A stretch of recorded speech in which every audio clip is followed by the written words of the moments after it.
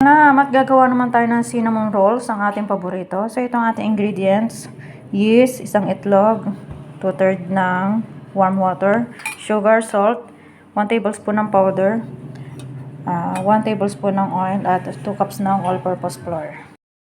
Pagsamahin, tubig, yeast, oil, egg, naman sa isang bowl, flour, isama ang powder milk, may sugar, and salt. Haluin lang po natin ating dry ingredients. Then, lagyan na natin ating wet ingredients. Mix ulit. Kutsara lang po ang gamitin natin. Yan po mga kabs. Dapat ganito siya kalambot. Oh. Lambot na siya. Ito yung ating pang cinnamon rolls mga kabayan. Masa natin yan. Tapos, i-rest natin ng 1 hour. Tignan nyo, lambot nyo. Rest natin for 1 hour. 2 kutsarang homemade condensed at 2 kutsarang cinnamon powder. Mix lang natin. Lagay tayo sa ating hindi ko ginagamit ito bago ito. Yung ating ginawang dough. Tignan natin ang ating dough. At dahil wala tayong rolling pin, ito na lang muna. Basta makakain tayo ng cinnamon, pwede naman siya. Itong baso pala ang pwede. Yan, itong baso. Yan, malinis naman yan.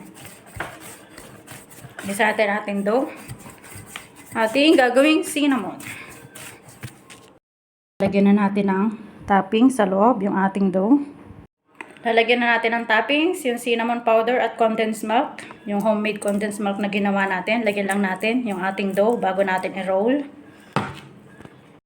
Ayan, kapag gusto mong kumain, may paraan. Walang condensed, gumawa ng homemade condensed. Walang rolling pin, gumamit ng baso pang roll. Ayan. Ito po pala ay peelings, hindi toppings. Peelings ng ating cinnamon rolls. I-roll na po natin.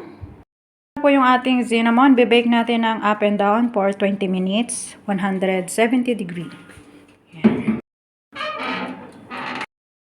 Ahunin na natin ating cinnamon rolls. Luto na. First time ko pong gumawa ng cinnamon roll. Huwag nyo na lang pansinin yung shape. Ang mahalaga ay lasang cinnamon yan.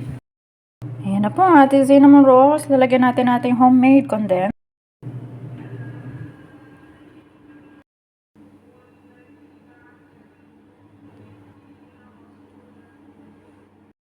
Salam! Salam! Ramadan Day 22.